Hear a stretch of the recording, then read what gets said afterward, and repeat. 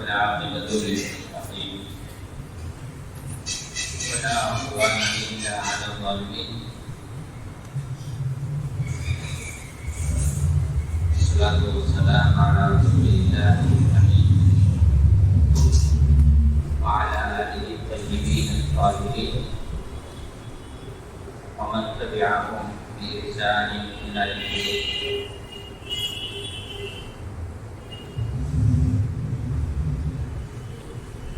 عن عمران أن عثمان رضي الله تعالى عنه دعا بوضوء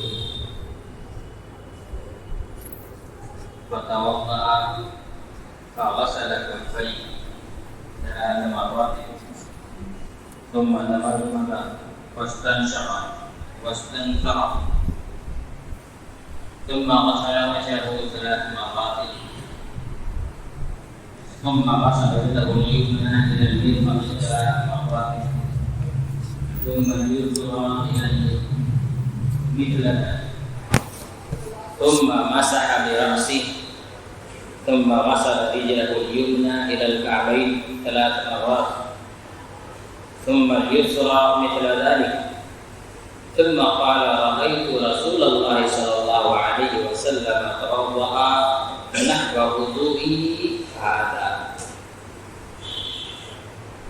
یہ صحیح بخاری، صحیح مسلم، ابو داؤد، نسائی، ابن ماجہ، امام احمد، دارقطنی، بہقی، اس طرح بہت ساری حدیثوں کی کتاب میں یہ حدیث موجود ہے.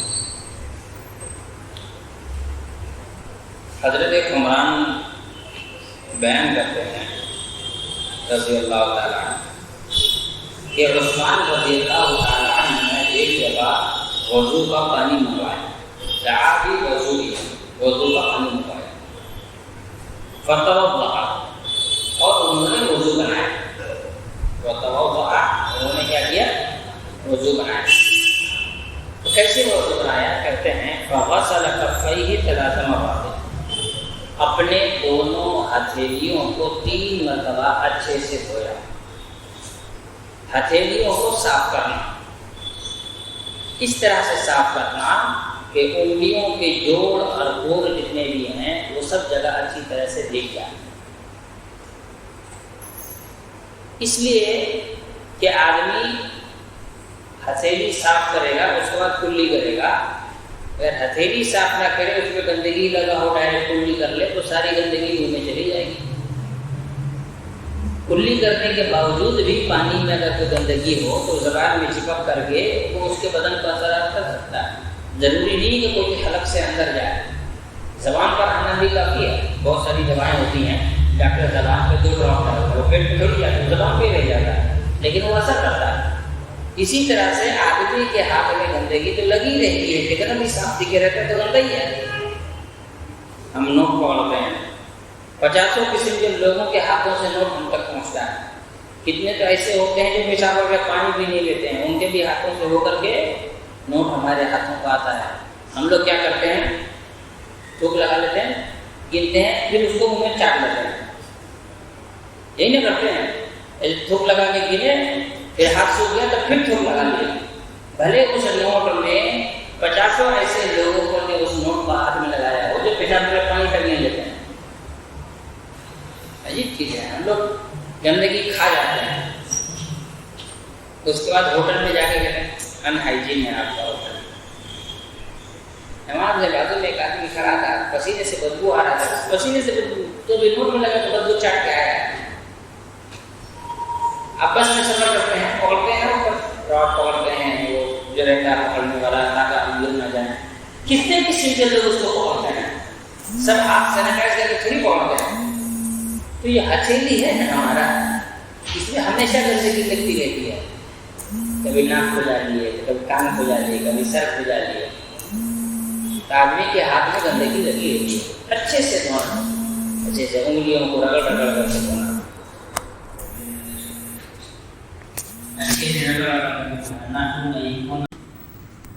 زور سے پانی کھول دیجیے گا اور رگڑ کر کے صاف کرنے بیٹھیے گا. پانی کھولے ہیں اچھے سے رگڑ کر کے صاف نہیں، پانی کو ہلکا کھول کے جتنی ضرورت پانی کی ہو آپ کے ہاتھ میں پانی جائے گا. یہاں جنگل ہے مگر پانی کو پانی میں آرام سے بہت اچھی طرح سے وہ کام ہوتا ہے، بہت اچھی طرح سے بچ جائے گا، آدھا وقت تو بچ جائے گا۔ ایک بالٹی پانی خرچہ ہوتا ہے، نل چالو کر دیا لگا ہوا ہے، صابن لگانا ضروری نہیں ہے، اگر ضرورت ہو تو صابن لگایا، نہیں تو اچھے سے صاف کریں، اچھے سے غسل براجل۔ اللہ کے رسول صلی اللہ علیہ وسلم نے یہ انگلیوں کے توڑ جو ہے نا یہ سب جگہ رہ جاتا ہے، یہ سب جگہ کو اچھی طرح سے صاف کیجیے۔ ناخن کو چھوٹا رکھیے، بڑا ناخن مت رکھیے، ناخن کے اندر اگر گندگی ہو جاتی ہے، آپ بیت الخلا جاتے ہیں استنجا کرتے ہیں، ناخن کے اندر گندگی جاتی ہے، بڑے بڑے ناخن رکھ لیتے ہیں، تو اچھے سے صاف کر لیں۔ اللہ کے رسول صلی اللہ علیہ وسلم نے حضرت عثمان رضی اللہ عنہ نے کیا کیا، اچھے سے 3 مرتبہ یعنی اچھے سے اپنے دونوں ہتھیلیوں کو صاف کیا۔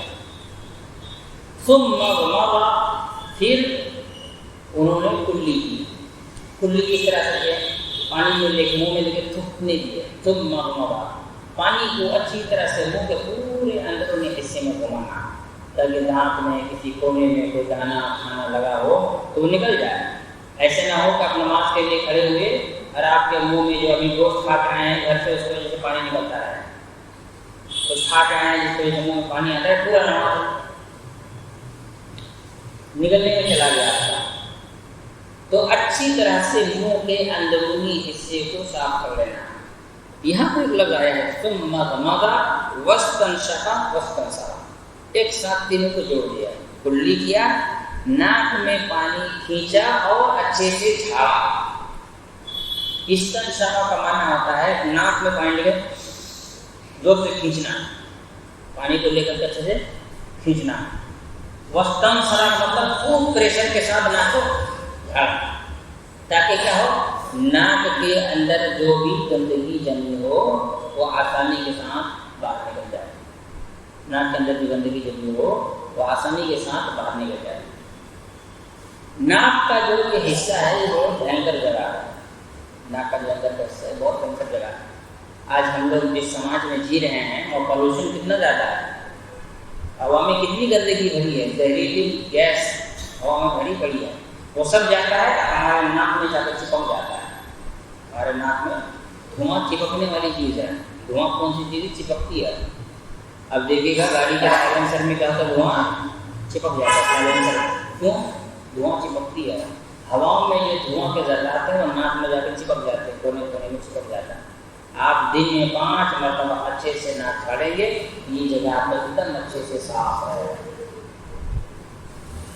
ایک آدمی نے مجھ سے کہا کہ سائنس کی بیماری تھی، بہت دوا کھا رہے تھے، کسی نے کہا کہ وضو میں اچھی طرح سے ناک صاف کیجیے انشاءاللہ آپ کو افاقہ ہوگا۔ میں نے کہا کہ ہم نے کوشش کی تو الحمدللہ بہت آرام ہوا ہے۔ ہم نے کہا الحمدللہ ہمارا بھی سائنس زمین کی وجہ سے آرام ہوا ہے، ناک میں جتنا پانی جائے گا، ناک کے اندر کا جتنا گندگی، ناک میں کبھی کبھی کیا ہوتا ہے آدمی کا جو میٹا ہوتا ہے نا وہ بھی جمع رہتا ہے۔ آپ کو لگتا ہے میرا ناک تو بالکل صاف ہے، پانی میں 2 بار ڈبکی لگائیے پھر دیکھیے ناک آنا شروع ہو جائے گا۔ کیوں؟ جتنی گندگی ناک کے اندر ہے سب چپکا ہوا، کونے کونے میں سب چپکا ہوا ہے۔ 2 مرتبہ پانی میں ڈبکی لگائیے گا، ناک کے کونے کونے میں جتنا آپ کا میٹا ہے نہیں صاف ہے، کوئی صاف نہیں ہے، اندر چپکا ہوا ہے، کیجیے گا پھر وہ بننا شروع ہو جائے گا۔ تو بتانے کا مقصد کیا ہے، ثم مضمض واستنشق ثم استنثر، یہ اچھے سے پانی کو منہ میں لے کر کے کلی کرنا، اچھے سے پانی کو اندر کھینچ کر کے اچھے سے جھاڑنا، یہ دونوں چیزیں ضروری ہیں۔ اور یہ بھی سنن فطرہ میں سے ہے، المضمضۃ والاستنشاق۔ اللہ کے رسول صلی اللہ علیہ وسلم نے فرمایا کہ مضمضہ اور استنشاق یہ بھی سنن فطرہ میں سے ہے۔ ابھی ایک آگے حدیث آئے گی تو آپ کو میں بتاؤں گا، یہ والی حدیث آئے گی کہ ناک کتنا امپورٹنٹ ہے۔ اللہ کے رسول صلی اللہ علیہ وسلم نے فرمایا کہ جب تم میں سے کوئی صبح اٹھے تو اپنے ناک میں پانی ڈال کر کے اچھے سے صاف کر لے، اپنے ناک میں پانی ڈال کر کے اچھے سے صاف کر لے، اس لیے کہ شیطان ناک میں رات گزارتا ہے۔ شیطان کہاں رات گزارتا ہے؟ ناک۔ اب 2 چیزیں سمجھیں، شیطان ناک میں رات گزارتا ہے، پہلی بات شیطان بنا کس چیز سے ہے؟ اب وضو بنائیں گے تو کیا ڈالیں گے ناک میں؟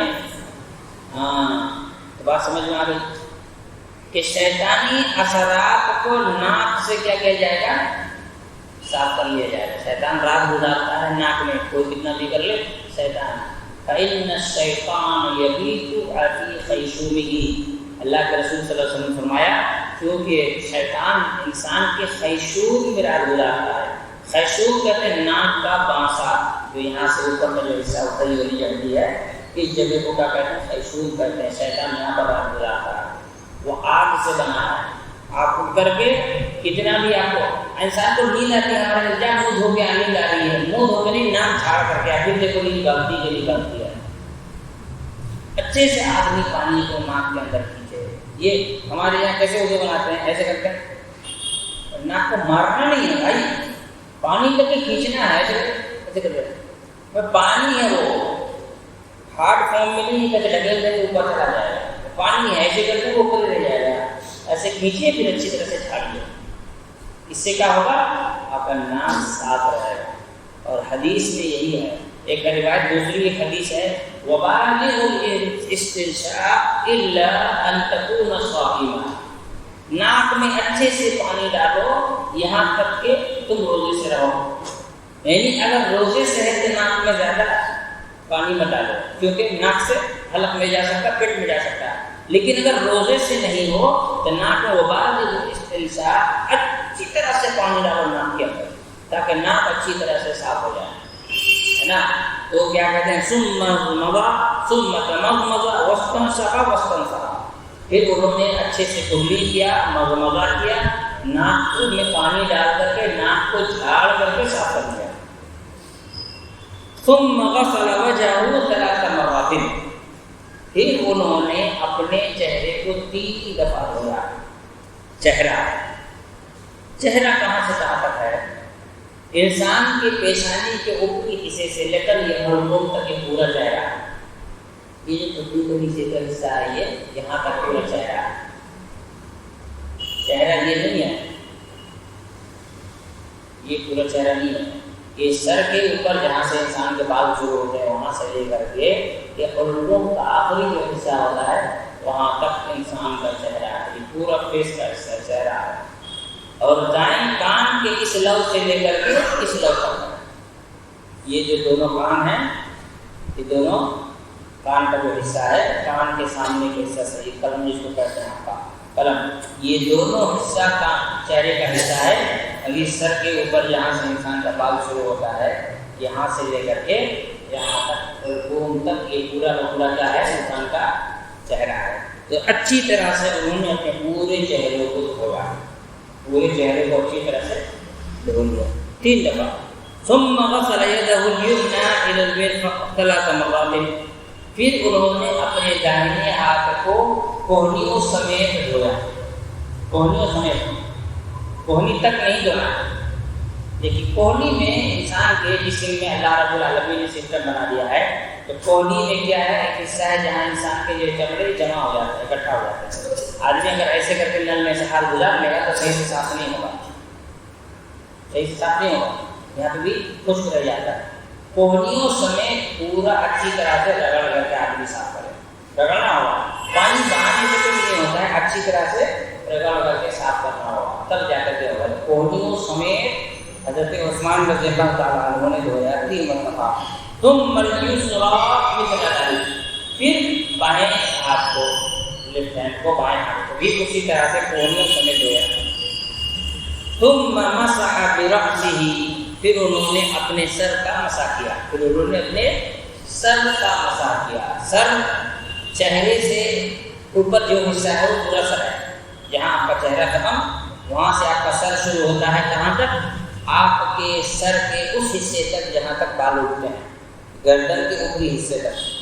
تو جب بھی سر کا مسح کیا جائے گا تو پورے سر کا مسح کیا جائے گا، ہے نا؟ چاہے آدمی کتنا بھی اچھی طرح سے کنگھی کر کے آیا ہو، پورے سر کا مسح کرے، پانی لے کر کے اچھی طرح سے یہاں سے شروع کرے گا، یہاں تک پورا لے کر کے جائے گا، یہاں تک، پھر یہاں سے پورا واپس لے کر کے آئے گا، بھلے کنگھی بگڑ جائے، بھلے کنگھی بگڑ جائے، کنگھی کر کے رکھا ہے نا آدمی، کنگھی بھلے بگڑ جائے لیکن آدمی جب وضو بنائے گا تو ہاتھ کو پانی سے بھگانے کے بعد یہاں سے ایسے شروع کرے گا، اچھی طرح سے پورا اس طرح پکڑ کر کے ایسے، تاکہ پورا سر مسا ہو. ایسے کر کے نہیں بجائے گا، کھوپڑی کا مسا نہیں کرنا ہے، سر کا مسا کرنا ہے. ایسے کر کے کھوپڑی کا مسا نہیں کرنا ہے. ہاں، یہ یہاں سے شروع کرے گا، یہ ہاتھ ایسے رکھے گا تاکہ پورا سر اچھے سے مسا ہو جائے. یہاں تک جائے گا، پھر ویسا ہی واپس لگا، ایسے کر کے چھوڑ نہیں دینا، پورا یہاں تک لے جا کر کے یہ یہاں سے واپس لے کر کے آئے گا، ہے نا. یہ پورے سر کا مسا ہوا. تو یہ اللہ کے رسول حضرت عثمان رضی اللہ عنہ نے کیا. ایک حدیث میں کیا ہے، الاذن من الراس، کان جو ہے یہ سر کا حصہ ہے، اسی لیے جب سر کا مسا ہو جائے گا تب کان کا مسا کرے گا اچھی طرح سے پورا. ہمارے یہاں بہت سارے لوگ کہتے ہیں کہ سر کے کچھ حصے کا مسا کر لینا کافی ہے، ایسا کر لینا کافی ہے، ایسا کر لینا کافی نہیں ہے. اس لیے کہ آگے کی حدیث آئے گی جس میں یہ ہے، بدأ من مقدم رأسه، شروع کیا سر کے ابتدائی حصے سے، حتیٰ کہ پاؤ، یہاں تک کہ اس کے یہاں کے سر کے گدیوں تک، یعنی سر کے یہ جو حصہ ہے اس کا کاندھے گردن تک لے گیا، پھر اس کو وہاں سے واپس لایا. تو یہ ہو گیا سر کا مسا اور کان کا مسا. ثم غسل رجله اليمنى الى الكعبين، پھر اپنے دائنے پیر کو ٹخنوں سمیت دھو لیا 3 مرتبہ. اب ٹخنوں کے سمیت جب دھوئے گا تو ظاہر سی بات ہے انگلیوں کے بیچ کے بھی خلال کرے گا تاکہ وہ سب جگہ سوکھا نہ رہ جائے، انگلیوں کے بیچ میں بھی خلال کرے گا. ثم اليسرى مثل ذلك، پھر بائیں پیر کو اسی طرح سے دھویا. ثم قال، پھر کہتے ہیں، رأيت رسول اللہ صلی اللہ علیہ وسلم توضأ نحو وضوئي هذا، میں نے اللہ کے رسول صلی اللہ علیہ وسلم کو اسی طرح سے وضو بناتے ہوئے دیکھا ہے. 3 دفعہ اس لیے کیا جائے تاکہ وضو اچھی طرح سے ہو. 1 دفعہ بھی آدمی کر سکتا ہے، 2 دفعہ بھی کر سکتا ہے، کوئی چیز 1 دفعہ، کوئی چیز 2 دفعہ، کوئی چیز 3 دفعہ بھی کر سکتا ہے. ایسا نہیں ہے کہ آدمی نماز کے لیے آیا، جماعت چل رہی ہے، اب وہ بیٹھ گیا کہ نماز آرام سے پیر پھیلا کر 3 دفعہ رگڑ رہا ہے، بڑے جماعت چھوٹ جائے. ایسا نہیں ہے، 1 دفعہ اچھے سے کر لے تو بھی کافی ہے، لیکن وقت ہے 3 دفعہ کرے. کوئی 1 دفعہ وضو بناتا ہے لیکن کافی نہیں ہوتا ہے تو اس کے لیے 3 دفعہ کرنا ضروری ہے. مقصد یہ ہے کہ اچھی طرح سے ہاتھ پیر چہرہ یہ ساری چیزیں بھیگ جائے، دھو لیا جائے اچھی طرح سے، ٹھیک ہے. لیکن 3 دفعہ یہ نہ ہے، اس سے زیادہ نہیں کہ میرا 3 دفعہ نہیں ہے، میں 4 دفعہ 5 دفعہ کر رہا ہوں، تو ایسا نہیں چلے گا. 3 دفعہ میں لیکن اسے کمپلیٹ کرنا ہوگا. وعن علی رضی اللہ تعالی عنہ، حضرت علی رضی اللہ تعالی عنہ سے ایک حدیث مروی ہے، کہتے ہیں وَمَسَحَ بِرَأْسِهِ وَاحِدَةً، کہ اللہ کے رسول صلی اللہ علیہ وسلم نے سر کا مسح صرف 1 دفعہ کیا. معلوم یہ ہوا کہ ہاتھ پیر چہرہ یہ سب 3 دفعہ دھویا جائے گا، لیکن سر کا مسح صرف 1 دفعہ کر لیں گے. کہتے ہیں وَهَذَا أَصَحُّ الْحَدِيثِ، اور سر کے مسح کے سلسلے میں یہ حدیث سب سے صحیح حدیث ہے. اس میں 1 دفعہ سر کے مسح کرنے کا ذکر موجود ہے. یہ حدیث ابو داؤد، ترمذی، نسائی، ابن ماجہ، اسی طرح بہت ساری حدیثوں کی کتاب میں موجود ہے. سر کے مسح کے بارے میں حدیث حضرت عبداللہ ابن زید ابن عاصم رضی اللہ عنہ کہتے ہیں وَمَسَحَ رَسُولُ اللَّهِ صلی اللہ علیہ وسلم بِرَأْسِهِ فَأَقْبَلَ بِيَدِهِ وَأَدْبَرَ، کہ اللہ کے رسول صلی اللہ علیہ وسلم جب سر کا مسح کرنے لگے تو سر کے شروع حصہ سے شروع کیے اور اخیر تک لے کے گئے. یہ صحیح بخاری مسلم دونوں میں موجود ہے. اسی طرح صحیح بخاری مسلم میں دوسری حدیث یہ ہے کہ بدأ من مقدم رأسه حتى ذهب بهما إلى كفاه ثم ردهما إلى المكان الذي بدأ منه، کہ اللہ کے رسول صلی اللہ علیہ وسلم نے سر کے ابتدائی حصے سے مسح کرنا شروع کیا، اپنے دونوں ہتھیلیوں کو سر کے پچھلے حصے تک لے گئے، پھر واپس وہیں لے کر کے آئے جہاں سے شروع کیا تھا. مطلب مسح صرف 1 راؤنڈ سے نہیں ہوگا، لے جا کر کے واپس لانا ہے، پورا ہونا چاہیے، 2 ہوگا. عبداللہ ابن عمر رضی اللہ عنہ کی ایک حدیث اور موجود ہے کہ ثم مسح برأسه وادخل اصبعيه السبابتين سباحتين في اذنيه ومسح بإبهاميه ظاهر اذنيه. ابو داؤد اور نسائی اور ابن خزیمہ کی حدیث ہے. عبداللہ ابن عمر رضی اللہ تعالی عنہ کہتے ہیں کہ اللہ کے رسول صلی اللہ علیہ وسلم نے سر کا مسح کیا، اس کے بعد اپنے ان دونوں انگلیوں کو کان میں ڈالا اور ان دونوں انگوٹھوں سے کان کے پیٹھ کے حصے کا کیا کیا، مسا کیا. ان دونوں انگلیوں کو کان کے اندر رکھا اور ان دونوں حصوں سے اس طرح سے کان کے پیٹھ کے اوپر رسول اللہ صلی اللہ علیہ وسلم نے مسح کر دیا. اب وہ حدیث جو میں نے کہا کہ ابھی بات آئے گی. عن ابی ہریرہ رضی اللہ تعالیٰ عنہ قال قال رسول اللہ صلی اللہ علیہ وسلم، ابو ہریرہ رضی اللہ عنہ فرماتے ہیں کہ رسول اللہ نے فرمایا اذا استيقظ احدكم من نومه، جب تم میں سے کوئی آدمی اپنی نیند سے بیدار ہو، فلیستنثر ثلاثا، تو وہ اپنے ناک کو اچھی طرح سے 3 بار جھاڑ لے. فإن الشیطان بیت یبیت علی خیشومہ، اس لیے کہ شیطان انسان کے ناک کے بانسے میں رات گزارتا ہے. یہ صحیح بخاری اور صحیح مسلم کی حدیث ہے. معلوم یہ ہوا کہ جب بھی آدمی نیند سے بیدار ہو اس کو ناک میں اچھی طرح سے پانی ڈال کر اس کو صاف کر لینا چاہیے، کیونکہ وہاں شیطان رات گزار کر کے جاتا ہے. اس سے یہ بھی معلوم ہوا کہ شیطان انسان کے جسم میں گھستا ہے. بہت سارے لوگ کہتے ہیں شیطان نہیں آتا ہے کسی انسان پر، جو کہتا ہے نا اس کے اوپر شیطان چڑھ گیا، وہ جھوٹ بولتا ہے، مکاری کرتا ہے. کچھ نہیں، یہ حدیث بتلاتی ہے کہ جب انسان سوتا ہے تو شیطان اس کے ناک کے اندر گھس جاتا ہے، اس کے باڈی میں، انسان کے باڈی میں شیطان گھس جاتا ہے. اس حدیث سے ہی نہیں معلوم ہوا کہ شیطان انسان کے باڈی میں گھستا ہے. تو جو یہ کہتا ہے کہ انسان کے اوپر شیطان سوار نہیں ہوتا ہے تو وہ آدمی کیا ہے؟ حدیث کا منکر ہے، وہ حدیث کا انکار کر دیتا ہے. اسی طرح سے ایک اور حدیث ہے، جیسے میں نے کہا کہ اذا استيقظ احدكم من نومه فلا يغمس يده في الاناء حتى يغسلها ثلاثا فانه لا يدري اين باتت يده. صحیح بخاری صحیح مسلم کی حدیث. اللہ کے رسول صلی اللہ علیہ وسلم نے فرمایا، حضرت ابو ہریرہ رضی اللہ عنہ راوی ہیں، جب تم میں سے کوئی آدمی نیند سے بیدار ہو تو اپنے ہاتھ کسی برتن میں نہ ڈالے یہاں تک کہ اپنے دونوں ہاتھوں کو اچھی طرح سے 3 مرتبہ دھو لے، اس لیے کہ سوتا ہوا انسان نہیں جانتا کہ اس کے ہاتھ کہاں سے گزرتے ہیں. تو معلوم کیا ہوا، نیند سے بیدار ہو تو بھی انسان کیا کرے؟ نیند سے اٹھا نہیں، اٹھا کے بسکٹ منہ میں ڈال دیا، ہے نا؟ نیند سے اٹھا نہیں، اٹھا کے بسکٹ منہ میں ڈال دیا، ہاتھ نہیں دھو رہا. ہمارے یہاں تو منہ دھو کے کھاؤ، حدیث کہتی ہے ہاتھ دھو. منہ تو دھو لینا، منہ کے اندر تو گندگی ویسے بھی ہے لیکن اتنا خطرناک نہیں جتنا خطرناک ہاتھ میں لگا ہوا ہے. ہاں، ہاتھ کو دھو اچھی طرح سے، اس لیے کہ تمہیں نہیں پتا کہ جب تم سو رہے تھے تو تمہارے ہاتھ کا کہاں سے گزر ہوا ہے.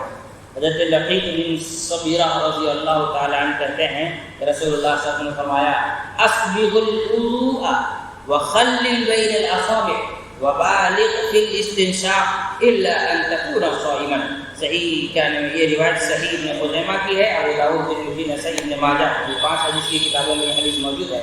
اللہ کے رسول صلی اللہ علیہ وسلم نے فرمایا اچھے سے وضو بنایا کرو، انگلیوں کے درمیان خلال کر لیا کرو، ناک میں اچھے سے پانی ڈالو، الا یہ کہ تم روزے سے رہو. معلوم ہوا کہ اگر روزے سے رہے تو ناک میں اچھے سے پانی ڈالنا ضروری نہیں ہے، الا یہ کہ اسے یقین ہو کہ میرا ناک سے پانی منہ میں نہیں جائے تو ٹھیک ہے. لیکن اگر اس کو ڈر ہو تو وہ ناک میں اچھے سے پانی نہ ڈالے بلکہ ہلکا سا کھینچ کر کے جھاڑ لے، لیکن انگلیوں کے درمیان خلال کرنا ہرگز نہ بھولے. وضو بنا کر انگلیوں کے درمیان ہر حال میں خلال کر لیا کریے. اسی طرح سے وضو کے سلسلے میں حضرت عثمان رضی اللہ تعالیٰ عنہ کی ایک حدیث وَأَنَّ النَّبِيَّ صلی اللہ علیہ وسلم كَانَ يُخَلِّلُ لِحْيَتَهُ فِي الْوُضُوءِ. ترمذی اور ابن خزیمہ کی حدیث ہے کہ اللہ کے رسول صلی اللہ علیہ وسلم جب وضو بناتے تھے تو چہرہ دھو لینے کے بعد ہاتھ دھونے سے پہلے 1 چلو پانی لے کر داڑھی کے اندر اچھے سے خلال کیا کرتے تھے. اس سے کیا معلوم ہوا کہ یہ حصہ چہرے کا حصہ ہے ٹھڈی کے نیچے والا نا، تاکہ یہ حصہ جو گیلا نہیں ہو اچھے سے گیلا ہو جائے. 1 چلو پانی لے کر کے الگ سے اچھی طرح سے داڑھی کا خلال کر لیا کرتے تھے. یہ سنت تو داڑھی والے ہی ادا کر سکتے ہیں، جس کی داڑھی نہیں ہے وہ اس سنت سے بیچارہ محروم ہے، وہ اس سنت سے محروم ہو جائے گا. تو معلوم یہ ہوا کہ داڑھی کا خلال کرنا تاکہ ٹھڈی کے نیچے کا حصہ اچھے سے گیلا ہو جائے. تو جس کا نہیں ہے وہ اس طرح سے دھوئے کہ یہ جگہ گیلا ہو جائے. ایسا نہیں ہے کہ آدمی اس طرح سے وضو بنائے تو منہ سے ایسے پانی گزر گیا ٹھڈی سے نیچے کر گیا، ٹھڈی کے نیچے کا جو حصہ چمڑے کا ہے وہ سوکھا رہ جائے. ایسا نہیں ہونا چاہیے. عبداللہ بن زید رضی اللہ تعالیٰ عنہ قال ان النبی صلی اللہ علیہ وسلم اوتی بثلث مد فجعل يدلق ذراعی، اللہ کے رسول صلی اللہ علیہ وسلم کے پاس پانی لایا گیا، 2/3 مد کے برابر پانی لا گیا، تو رسول اللہ صلی اللہ علیہ وسلم ان پادیوں کو اپنے بازوؤں پر رگڑنا شروع کیا۔ اس حدیث سے معلوم یہ ہوا کہ جب وضو بنایا جائے تو رگڑا جائے، ایسے نہیں کہ نل کے نیچے ایسے ہاتھ گھما لیے، پھر نل کے نیچے ایسے ہاتھ گھما لیے ہو گیا، اور نل چالو کر کے پیر ایسے ایسے کر لیے ہو گیا، نہیں، یہ بالکل ذراعی ہی اللہ کے رسول صلی اللہ علیہ وسلم اسے اپنے ہاتھوں پر رگڑنے لگے۔ تو وضو بنائے تو رگڑے، خالی پانی میں سے ہاتھ گھما کر کے نہ چھوڑیں۔ بہت سارے لوگ دیکھا ہوں ایسے کر لیے ہو گیا، ایسے کر لیے ہو گیا، اور کچھ زیادہ ہوتے ہیں 3 مرتبہ ایسے نل کے نیچے کرتے پھر 3 مرتبہ رگڑتے ہیں، ایسا نہیں ہونا چاہیے۔ پانی کو ہاتھ میں لے کر کے اچھی طرح سے رگڑا جائے، ٹھیک ہے، ایک ہی مرتبہ پر دونوں کام ہونا چاہیے، رگڑنے کا بھی اور ہاتھ کو بھگانے کا بھی۔ ان رسول اللہ صلی اللہ علیہ وسلم یأخذ بأذنیہ ماء غیر الماء الذی اخذ لرأسہ، کہتے ہیں کہ کان کے مسح کے لیے، سر کے مسح کے لیے جو پانی لیا تھا وہی کافی ہے۔ یہ نہیں کہ سر کا مسح کر لیں گے پھر الگ سے پانی لیں گے پھر کان کا مسح کریں گے، بلکہ کان سر کا حصہ ہے، ایک مرتبہ پانی لیے اسی پانی سے سر کا مسح اور کان کا مسح دونوں ہو جائے گا۔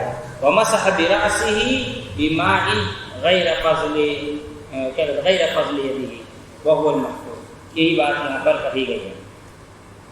اس کے بعد اللہ کے رسول صلی اللہ علیہ وسلم سے ایک حدیث حضرت ابو ہریرہ رضی اللہ تعالیٰ عنہ کی ہے، وہ کہتے ہیں کہ ان امتی، رسول اللہ صلی اللہ علیہ وسلم نے فرمایا کہ یقیناً میرے امت کے لوگ یاتون یوم القیامہ، قیامت کے دن آئیں گے، غرا محجلین من اثر الوضوء، وہ ان کے چہرے اعضائے وضو کے وجہ سے چمک رہے ہوں گے۔ ومن استطاع منکم ان یطیل غرته فلیفعل، تو تم میں سے جو کوئی آدمی چاہتا ہے کہ اس کا چہرہ اور ہاتھ زیادہ چمکے تو وہ اور اچھے سے وضو کرے۔ اس میں 2 معنی آتا ہے، پہلی چیز یہ ہے کہ اچھے سے وضو کرے، اچھے سے وضو کرے مطلب ہاتھ وغیرہ اچھے سے دھوئے، لاپرواہی نہ کرے تاکہ یہ آگے وضو قامت پر چمکے۔ دوسری چیز کیا ہے کہ آدمی اگر مثال کے طور پر مغرب میں وضو بنایا تھا، عشاء کی نماز کے لیے آیا ہے، وضو اس کی ٹوٹی نہیں ہے، صرف بھی وضو بنایا تاکہ چمک زیادہ ہو، تاکہ چمک زیادہ ہو۔ آدمی جائز ہے کہ بھائی میں وضو سے ہوں تو میں دوبارہ وضو نہیں بناتا، اسی وضو سے نماز پڑھنا چاہوں، یقیناً پڑھ سکتا ہے، کوئی شک و شبہ کی بات نہیں ہے، لیکن اگر چاہتا ہے کہ قیامت کے دن اس کے آگے وضو میں چمک زیادہ ہو وہ پھر سے وضو بنائے، وہ پھر سے وضو بنائے، اس سے کیا ہوگا، آگے وضو کی چمک میں زیادہ ہوگا، اس میں اضافہ ہوگا۔ اور بھی کچھ حدیثیں ہیں انشاءاللہ اگلے حدیث میں ہم بیان کریں گے، اگلے درس میں گفتگو کریں گے۔ اللہ تعالیٰ ہم تمام لوگوں کو سمجھ کی توفیق عطا فرمائے۔